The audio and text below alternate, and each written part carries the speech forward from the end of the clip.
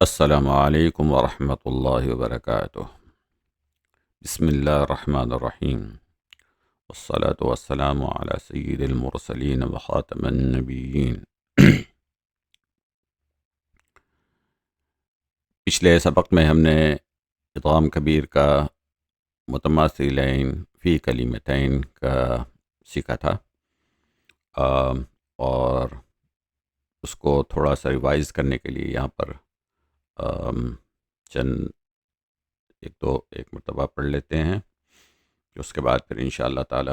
آگے بڑھتے ہیں۔ تو اس میں جو ہے جب دو مدغم اور مدغم فی ایک ہی ہو تو اس میں ادغام ہو جائے گا، اور یہ دونوں متحرک ہوتے ہیں، اور اس میں پھر پہلا مدغم جو ہے پہلا وہ ساکن ہو جائے گا، اور مدغم فی میں وہ مرج ہو جائے گا، مل جائے گا، اس سے ادغام ہوگا، اور پھر وہ مدغم فی مشدد ہو جائے گا۔ تو ہمیں تجوید کے اصول کے لحاظ سے پھر اسے میں شدہ پراپرلی ادا کرنا ہے۔ تو یہاں پہ چند مثالیں تھیں ہم نے دیکھی تھی۔ الرحمن الرحیم، مالک یوم الدین، فی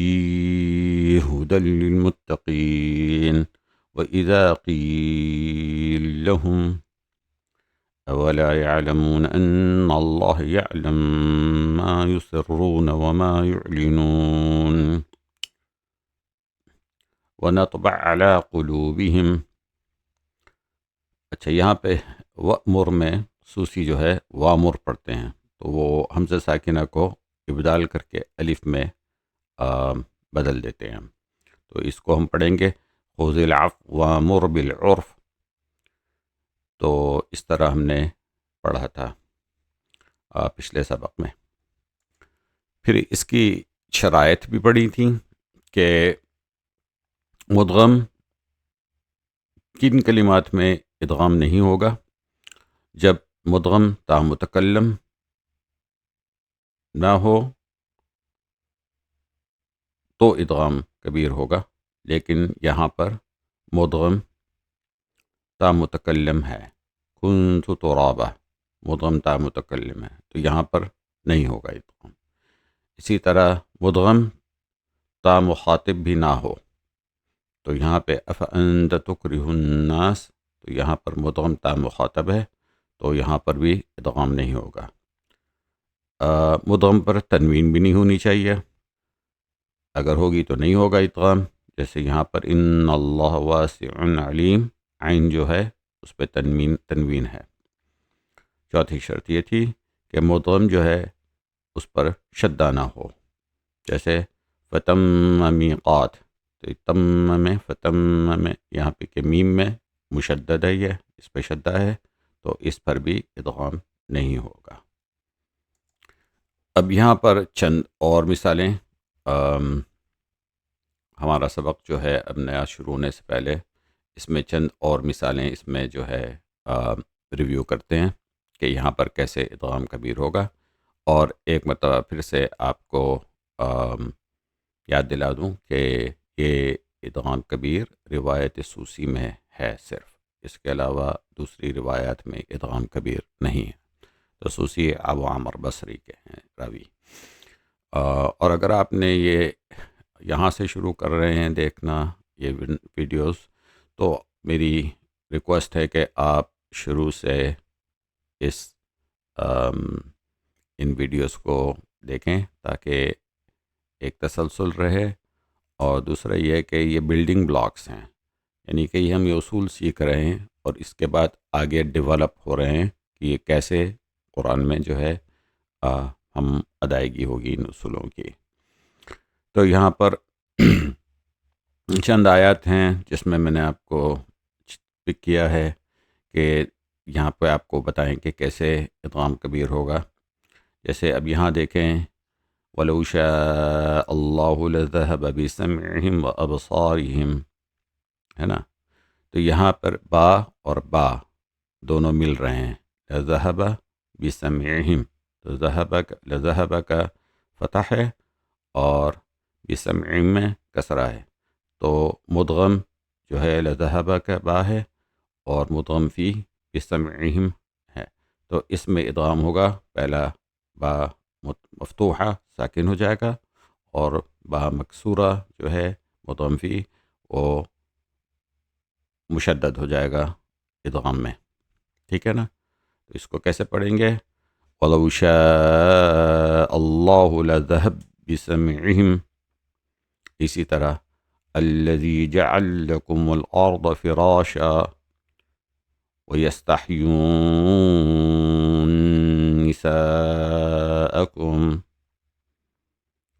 اب یہاں اگلی آیت میں دیکھیں، یہاں پر دو جگہ ادغام آ رہا ہے، اِنَّكَ كَادِحٌ اور إِلَى رَبِّكَ كَدْحًا فَمُلَاقِيهِ، ٹھیک ہے نا؟ تو اس کو اس طرح پڑھیں گے، یا ایہا الانسان انک کادح الی ربک کدحا فملاقیہ۔ اگلی آیت میں یہاں پر ما ينفق قربات، تو یہاں پر بھی دو قاف مل گئے ہیں، تو یہاں پر ہوگا وَيَتَّخِذُ مَا يُنفِقُ قُرُبَاتٍ عِندَ اللَّهِ، اسی طرح نحن نعلمهم، ٹھیک ہے، وَأَنَّ اللَّهَ هُوَ التَّوَّابُ الرَّحِيمُ، یہاں پہ دوہا مل گئے، وَأَنَّ اللَّهَ هُوَ التَّوَّابُ الرَّحِيمُ۔ اب اگلی آیت میں فَلَمَّا جَاوَزَهُ هُوَ وَالَّذِينَ آمَنُوا، تو یہاں پر دو جگہوں پہ ادغام آ گیا، کہ ایک تو ہا کا ہا سے ہے، جاوزہ کا ہا اور ہوا کا ہا، یہ دو مل گئے ہیں یہاں پر، اور پھر دوسرا ہوا کا واو، اور پھر والذین اس کا واو، یہ دونوں پھر مل رہے ہیں کیونکہ ایک ہی حرف ہیں، یہ متماثلین ہیں، ایک ہی حرف ہیں، تو یہاں پر اس کو کیسے ادا ہوگا؟ فَلَمَّا جَاوَزْهُ وَالَّذِينَ آمَنُوا، فَلَمَّا جَاوَزْهُ وَالَّذِينَ آمَنُوا، فَلَمَّا جَاوَزْهُ وَالَّذِينَ آمَنُوا۔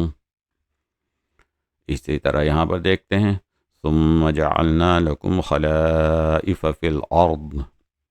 تو یہاں پہ فا اور فا مل رہے ہیں، ثُمَّ جَعَلْنَاكُمْ خَلَائِفَ فِي الْأَرْضِ۔ اسی طرح اگلی آیت میں وَيَوْمَ نَحْشُرُهُمْ جَمِيعًا ثُمَّ نَقُولُ لِلَّذِينَ أَشْرَكُوا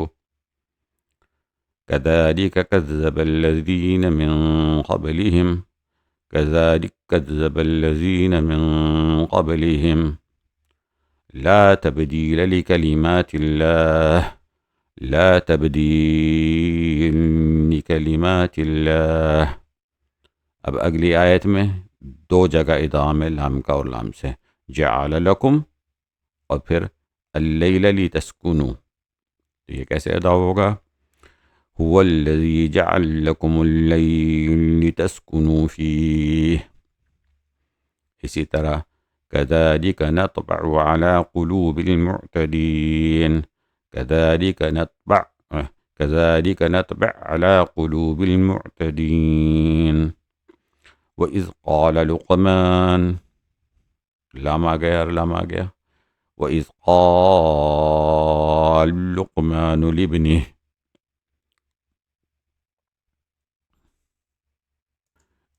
اب یہاں پر آگے بڑھتے ہیں تو علامہ شاطبی نے اشعار 122 سے 124 تک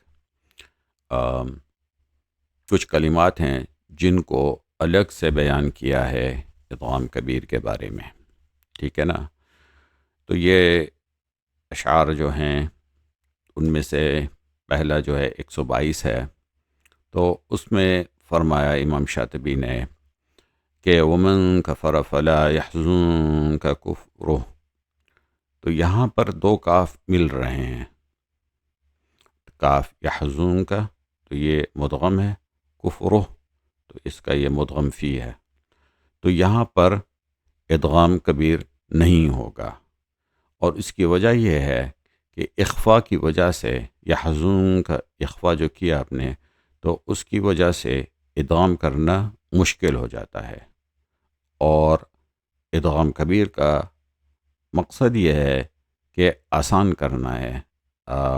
آپ کی قرآن کی تلاوت کو، اسے کہتے ہیں تسہیل۔ تو تسہیل کئی معنوں میں آتا ہے، تو تسہیل کا مطلب سہل کرنا، یعنی کہ آسان کرنا۔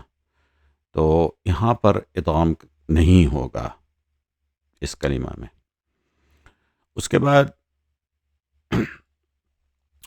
اشعار 123 اور 124 میں علامہ شاطبی نے فرمایا ہے کہ ان کلمات میں کہ وَمَن يَبْتَغِ غَيْرَ الْإِسْلَامِ دِينًا، تو ان کلمات میں وَإِن يَكُ كَاذِبًا فَعَلَيْهِ كَذِبُهُ يَخْلُ لَكُمْ وَجْهُ أَبِيكُمْ، تو ان تین کلمات میں دونوں جائز ہیں، اظہار بھی جائز ہے اور اس میں ادغام بھی جائز ہے۔ اور اس کی وجہ سے یہ ہے کہ اس میں عربی کے صرف کے اصول کی وجہ سے معلل فعل حروف سے حذف ہوا ہے، یعنی کہ نکلا ہوا ہے، کیونکہ اصل میں یہ لفظ یبتغی تھا، اور یکو کاذبہ میں یہ جو ہے یکون کاذبہ تھا۔ تو ہم اس کی ڈیٹیل میں نہیں جائیں گے صرف کی، کیونکہ ہمارا مقصد یہاں پر صرف سیکھنا نہیں ہے، بلکہ ہمارا مقصد یہاں پر کیسے اس روایت کو پڑھتے ہیں یہ سیکھنا ہے۔ تو یہاں پر وَمَن يَبْتَغِ غَيْرَ الْإِسْلَامِ دِينًا، تو یہاں پر ادغام بھی ہوگا اور اظہار بھی ہوگا۔ تو یہاں پر ادغام کیسے ہوگا؟ وَمَن يَبْتَغِ غَيْرَ الْإِسْلَامِ دِينًا وَإِن يَكُ كَاذِبًا وَإِن يَكُ كَاذِبًا يَخْلُ لَكُمْ وَجْهُ أَبِيكُمْ يَخْلُ لَكُمْ وَجْهُ أَبِيكُمْ۔ تو اس طرح سے ان تین کلمات میں اظہار بھی ہوا اور ادغام بھی ہوا۔ اب آگے بڑھتے ہیں، تو یہ اشعار ہیں ادغام کبیر متماثلین فی کلمتین، یہ شاطبیہ کے اشعار ہیں 125 سے 128 تک۔ تو اس میں سب سے پہلے تو شعر نمبر 125 میں علامہ شاطبی نے فرمایا ہے کہ یا قومی مالی یا قومی من، تو اس میں بلا خلف، یعنی کہ بلا اختلاف ادغام کبیر ہوگا، ٹھیک ہے۔ اس کو الگ سے اس لیے فرمایا ہے کیونکہ اس میں جو ہے یا متکلم جو ہے حذف ہے، لیکن وہ روٹ لیٹر نہیں ہے، تو اس لیے اس میں سے ڈراپ ہو گیا، یعنی کہ حذف ہو گیا۔ تو یا قومی مالی تھا، تو وہ یا جو ہے حذف کر دیا گیا، وہ یا قومی من ینصرنی، و یا قومی من ینصرنی، تو یا اس میں سے حذف ہوا ہے۔ تو یہاں پر ادغام کیسے ہوگا؟ و یا قوم مالی و یا قوم من ینصرنی، تو اس طرح سے یہاں پر ادغام ہوگا۔ اس کے بعد علامہ شاطبی نے اشعار 126 سے 128 تک آل لوط جو کئی جگہ پر آتا ہے قرآن میں، تو اس کے بارے میں فرمایا، کیونکہ ابن مجاہد، ابن شنوز، یہ جو اور ان کے تابعین جو ہیں، یہ ہمارے اسلاف ہیں اور قرآت کے ماہرین ہیں، اور ہم مشہور ہیں یہ بہت، اور قرآن کے ٹیچر رہ چکے ہیں، کئی لوگوں نے ان سے استفادہ کیا۔ تو علامہ شاطبی سے پہلے علامہ دانی نے التیسیر میں جو لکھا ہے، تو اس میں یہ ہے کہ یہاں پہ آل لوط میں ادغام ہوگا، ٹھیک ہے۔ یہاں پر امام شاطبی اسی کو آگے لے کے چل رہے ہیں اور سمجھا رہے ہیں کہ کیوں ہے۔ تو جن لوگوں کا اس میں اختلاف ہے کہ اس میں ادغام کبیر نہیں ہوگا، تو اس کی بنیاد یہ ہے کہ انہوں نے کہا کہ اس میں کم حروف ہیں، تو اس لفظ میں یا اس کلمہ میں آل لوط، اس میں کم حروف ہیں آل میں، ٹھیک ہے نا، اس لیے ادغام نہیں ہوگا۔ تو علامہ شاطبی نے فرمایا کہ جب یکیدو لک کیدا فیکیدو لک کیدا، تب یہاں ادغام ہے، تو یہاں تو اس سے بھی کم حروف ہیں آل لوط میں سے، تو جب اس میں ادغام ہوگا لک کیدا میں، تو آل لوط میں بھی ادغام ہونا چاہیے، کیونکہ جو صرف کے ماہرین ہیں تھے بصرہ کے، انہوں نے فرمایا تھا کہ دو اوپینین ہیں ان کے، ایک تو یہ ہے کہ آل لوط اصل میں اول لوط تھا، اس کو بدل کے آل لوط کر دیا واو کو حذف کر کے، اور اس کے بارے میں دوسری رائے یہ ہے کہ اہل لوط تھا، لیکن اس میں سے ہا کو حذف کر کے آل لوط بن گیا، تو اس میں ادغام کبیر ہوگا، جیسے فیکیدو لک کیدا، جاء جاء لوط، اب یہاں اصل میں جاء آل لوط میں یہ حمزہ کا ایک اور اصول آتا ہے، جو ہم آگے پڑھیں گے انشاءاللہ تعالی، جب ہم حمزہ کے بارے میں، حمزہ کا الگ ایک باب ہے کہ جس میں کہ دو حمزہ جب ساتھ آ جائیں، حمزتین فی کلمتین، تو اس کے الگ اصول ہیں مختلف قراءات میں، تو وہ ہم سیکھیں گے انشاءاللہ تعالی جب حمزہ کے بارے میں ہم سیکھیں گے۔ تو یہاں پر صرف ادغام ہوگا